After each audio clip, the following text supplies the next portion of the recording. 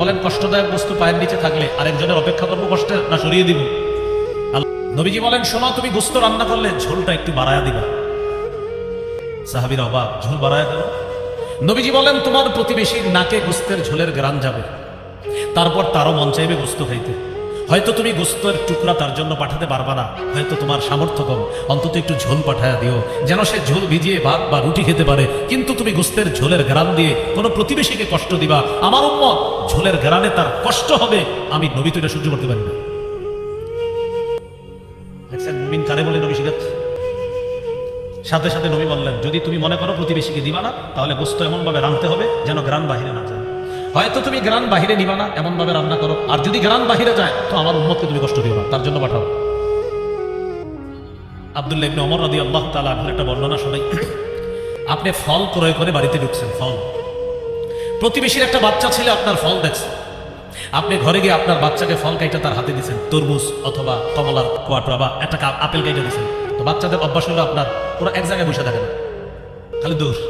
তো ফলটা হাতে দিচ্ছেন, দৌড়ে বাইরে এসে বসছে। প্রতিবেশীর একটা ছোট সন্তান আপনার ছোট সন্তানের হাতে ফল দেখছে, দেখার পর ওর মনে মনে আসছে, ওর আব্বা ফল আনছে, আমার আব্বা ফল আনে নাই। আল্লাহ রাসূল সাল্লাল্লাহু আলাইহি ওয়াসাল্লাম এটা সইতে পারে না যে আমার কোনো উম্মতের ছোট শিশু সন্তান, তোমার শিশু সন্তান দেখে কষ্ট পাবে, আমি নবী তো এটা সইতে পারি না। তাহলে কি করবা? ফল তুমি ঘরে নাও এমন ভাবে যেন কেউ না দেখে, আর যদি মানুষকে দেখাও তাহলে আমার উম্মতের জন্য পাঠাও, তাদেরকে কষ্ট দিতে পারবে না। তাই তরমুজটা যখন ঘরে দিবেন, যদি দেখায় দেন পাঠায় দেন, আর যদি বলেন আমি কাউরে দিব না, কালো একটা পলিথিন দিয়ে দেন যেন বুঝতে না পারে এটা কি তরমুজ না ফুটবল। আল্লাহ তাআলা বলেন, ইন তাজতানিবু কাবাইরা মা তুনহাউনা আন নুকাফির আনকুম সাইয়্যাতিকুম ওয়া নুদখিলকুম মুদখালান কারীমা। যদি তোমরা কবিরা গুনাহ ছেড়ে দাও, আমি আল্লাহ মায়া করে তোমাদের সগীরা গুনাহগুলো মাফ করে দিব, মৃত্যুর পর তোমাদেরকে সম্মানের জায়গা জান্নাতে প্রবেশ করাবো।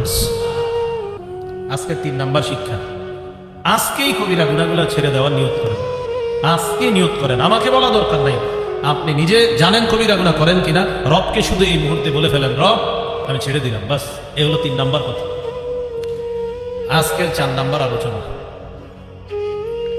আমি যদি এখন আপনাদেরকে বলি আগামী 24 ঘন্টা যারা যারা 100 রাকাত নফল নামাজ পড়বেন তাদের প্রত্যেককে একটা করে মোটর সাইকেল দেওয়া হবে, আমি আশাবাদী সবাই হাত তুলবেন যে হুজুর এটা কোনো ব্যাপার না।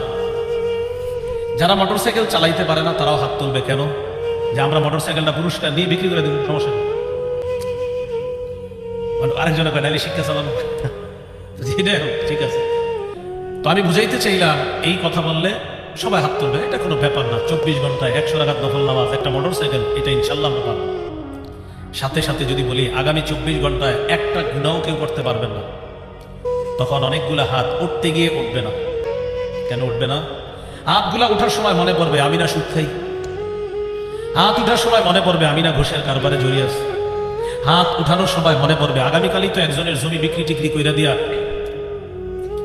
সাহাবী আবু হুরায়রা রাদিয়াল্লাহু তাআলা হাত তুললেন, হুজুর আমি আছি, আমি আপনার কথা শুনবো, মানবো।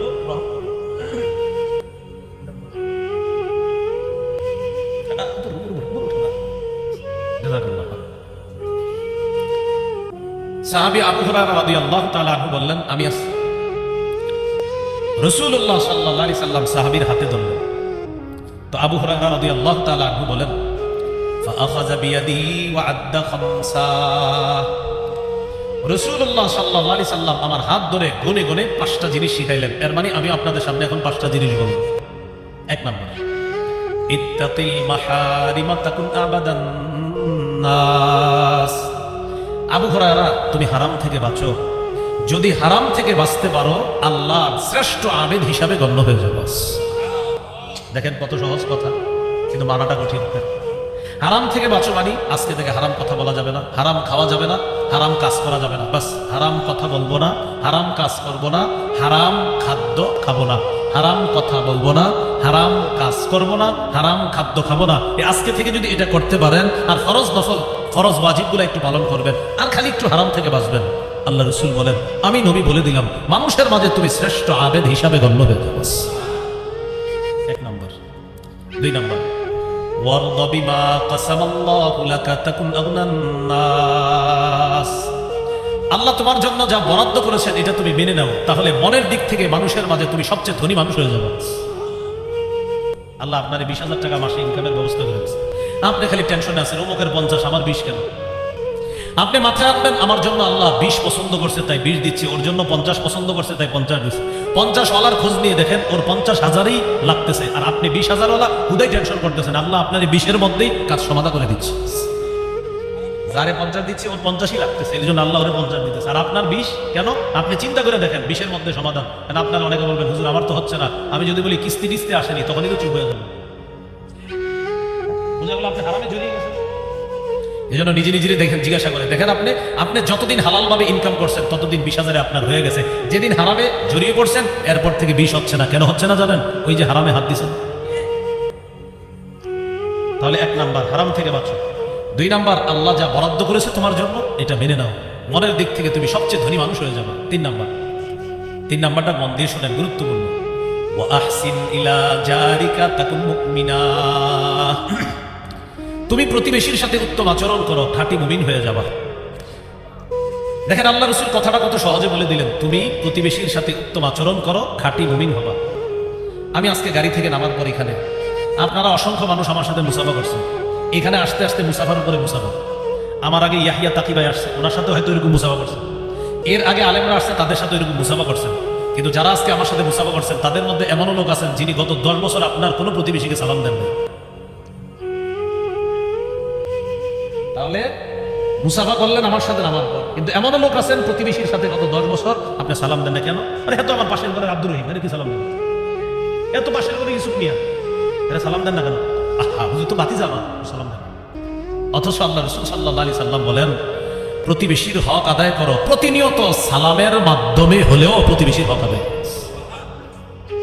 বলেন আমার সাথে, আসসালামু আলাইকুম, আপনার উপর শান্তি বর্ষিত হোক। তো প্রতিবেশীর উপর শান্তি বর্ষিত হোক চান না, আপনি সালাম দেন না কেন? রাসূলুল্লাহ সাল্লাল্লাহু আলাইহি সাল্লাম বললেন প্রতিবেশীর সাথে উত্তম আচরণ করো, খাঁটি মুমিন হবা। নবীজি বলেন শোনো, তুমি গোশত রান্না করলে ঝোলটা একটু বাড়ায়া দিবা। সাহাবীরা অবাক, ঝোল বাড়ায়া কেন? নবীজি বলেন তোমার প্রতিবেশীর নাকে গোশতের ঝোলের ঘ্রাণ যাবে, তারপর তারও মন চাইবে গোশত খাইতে। হয়তো তুমি গোশতের টুকরা তার জন্য পাঠাতে পারবা না, হয়তো তোমার সামর্থ্য কম, অন্তত একটু ঝোল পাঠায়া দিও যেন সে ঝোল ভিজিয়ে ভাত বা রুটি খেতে পারে। কিন্তু তুমি গোশতের ঝোলের ঘ্রাণ দিয়ে কোনো প্রতিবেশীকে কষ্ট দিবা, আমার উম্মত ঝোলের ঘ্রাণে তার কষ্ট হবে, আমি নবী তো এটা সহ্য করতে পারি না। মুমিন কারে বলে? নবী শিখাচ্ছে। সাথে সাথে নবী বললেন যদি তুমি মনে করো প্রতিবেশীকে দিবা না, তাহলে গোশত এমন ভাবে রাঁধতে হবে যেন গ্রান বাহিরে না যায়। হয়তো তুমি গ্রান বাহিরে নিবা না, এমন ভাবে রান্না করো, আর যদি গ্রান বাহিরে যায় তো আমার উম্মতকে তুমি কষ্ট দিও না, তার জন্য পাঠাও।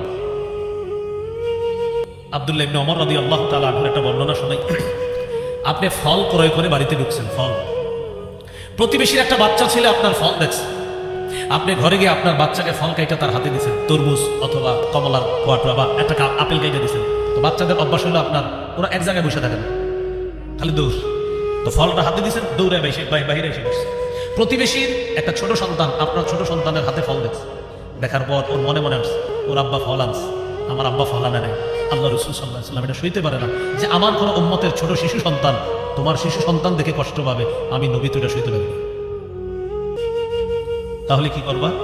ফল তুমি ঘরে নাও এমন ভাবে যেন কেউ না দেখে, আর যদি মানুষকে দেখাও তাহলে আমার উম্মতের জন্য পাঠাও, তাদেরকে কষ্ট দিতে পারবা না। তাই তরমুজটা যখন ঘরে নিবেন যদি দেখায় দেন পাঠায়া দেন, আর যদি বলেন আমি কাউরে দিব না, কালো একটা পলিথিন দিয়ে দেন যেন বুঝতে না পারে এটা কি তরমুজ না ফুটবল। কথার কথা। এই জন্য আপনি রাসূল সাল্লাল্লাহু আলাইহি ওয়াসাল্লাম দেখেন কোথায় কিভাবে কথা বলে, আল্লাহ রাসূল কিভাবে আমাদেরকে মুমিন হওয়া শিখাইতেছে। এই যে বড় একটা বাড়ি, বড় বাড়ি আছে না, এখন বলেন 3-4 তলা বাড়ির পাশে একতলা বাড়ি আছে কিনা বলেন সবাই? রাসূলুল্লাহ সাল্লাল্লাহু আলাইহি সাল্লাম বলেন তুমি যখন বড় বাড়ি করবা প্রতিবেশীর একটু বইলা নি। হুজুর এটা কেন?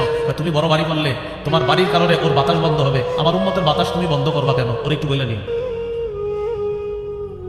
যদিও জায়েজ আছে, কিন্তু নবী শিখাইতেছে খাঁটি মুমিন কাকে বলে। তুমি বড় বাড়ি করবা, পাশের জন্য একটু বইলা নিও, তুমি জায়েজ আছে তুমি বড় বাড়ি করো, তো একটু বলো ভাইজান আমি তো একটা বাড়ি করবো, আমার 2-3টা ছেলে, বড় বাড়ি করতে হবে, আমার আর জায়গা নাই, আপনি একটু খুশি মনে আমার অনুমতি দেন। ওই ব্যক্তি বলবে আরে ভাই আপনার জায়গা আপনি বাড়ি করবেন, তখন বলবেন ভাই হাদিসে আসছে বড় বাড়ি করে যেন আপনার বাতাস আমি বন্ধ না করি, তো আমার বাড়ি উঠলে তো অন্তত এক পাশের বাতাস আপনার বন্ধ হবে, ভাইজান মাফ করে দিয়েন। উনি কত খুশি হবে, আপনার জন্য দোয়া করবো। রাসূল আমাদেরকে শিখাইতেছে খাঁটি মুমিন কাকে বলে। এই হলো 3 নাম্বার। ওয়া আহসিন ইলা জারিকা তাকুন মুমিনা, তুমি প্রতিবেশীর সাথে উত্তম আচরণ করো, খাঁটি মুমিন হয়ে যাবা। 4 নাম্বার। ওয়া আহিব্বা লিন্নাস মা তুহিব্বু লিনাফসিকা তাকুন মুসলিমা, তুমি নিজের জন্য যা পছন্দ করো অপরের জন্য সেটা পছন্দ করবা, তুমি খাঁটি মুসলমান হয়ে যাবে। আসেন খাঁটি মুসলমান হওয়া শিখি। একটু আগে শিখলাম খাঁটি মুমিন হওয়া, এখন শিখবো খাঁটি মুসলমান হওয়া। আপনি রাস্তা দিয়ে হাঁটতেছেন, হাঁটার সময় হঠাৎ কলার একটা সিলকা আপনার পায়ের নিচে লাগছে, লাগার পর আপনি পড়ে গেছেন, পিছলে পড়ে যাওয়ার পর উপরে তাকাইছেন, তাকায় দেখেন এক বাসার জানালা খোলা। এই বাসার কেউ কলা খাইয়া জানালা দিয়ে মনে সিলকাটা ফেলাইছেন। দাঁড়া, আপনি কি করলেন? কলার সিলকাটা ওদের বাসার মেইন গেটে রেখে আসছেন। কেন? এই বাড়ির কয়েকজন কলার সিলকায় পিছল খেয়ে পড়বে, তারপর বুঝবে কলা খাওয়ার মজা। আল্লাহ রাসূল বলেন তুমি খাঁটি মুসলমান হও নাই। তুমি এটা কি করলো? তুমি কলার সিলকা আসতে পড়ে গেলা, তুমি এই জন্য আরেক মুসলমানের জন্য তুমি এটা খাও। আচ্ছা, আরেকটা বলি, রাস্তা দিয়ে হাঁটতেছেন, আপনার পায়ের নিচে একটা ইটের টুকরা লাগছে, উপরে তাকায় দেখেন ছাদে কাজ হইতেছে। এই ছাদ থেকে পড়ছে মনে ইটের টুকরা, কি করবো? আচ্ছা, কয়জন আছে দেখি রাজমিস্ত্রি? 4-5 জন। দাঁড়া, তোদেরকেও এটার উপরে পড়াবো। আপনি ইটের কয়েকটা টুকরা বাসার সামনে রেখে দিয়েছেন, নিয়ত হলো ওরাও যেন ইটের টুকরার উপরে পাড়া দিয়া বুঝে ইটের টুকরা পড়লে কি মজা। আপনি খাঁটি মুসলমান হতে পারেন না। সহিহ বুখারী বর্ণনা, রাসূলুল্লাহ সাল্লাল্লাহু আলাইহি সাল্লাম বলেন, কলার সিলকাটা আপনার পায়ের নিচে লাগার পর, ইটের টুকরাটা আপনার পায়ে বিদ্ধ হওয়ার পর, কাটার ওই সামান্য অংশ আপনার পায়ে বিদ্ধ হওয়ার পর, আঘাতজনিত ছোট্ট কিছু আপনার পায়ে বিদ্ধ হওয়ার পর আপনি যদি এই নিয়তে সরিয়ে দেন যে আমার কোনো মুসলমান ভাই বোন যেন কষ্ট না পায়, রাসূলুল্লাহ সাল্লাল্লাহু আলাইহি সাল্লাম বলেন, গফারাল্লাহু লাহু মা তাকাদ্দামা মিন যামবি, আল্লাহ তাআলা তার আগের সব গুনাহ মাফ করে দেন। অথচ আপনি উল্টাটা করলেন। তাহলে আজকে আমরা শিখে ফেললাম খাঁটি মুমিনও হবো আমরা ইনশাআল্লাহ, খাঁটি মুসলমানও হবে ইনশাআল্লাহ। তাহলে বলেন, কষ্টদায়ক বস্তু পায়ের নিচে থাকলে আরেকজনের অপেক্ষা করবো কষ্টের, না সরিয়ে দিব? আল্লাহ আমল করার তৌফিক দান করেন।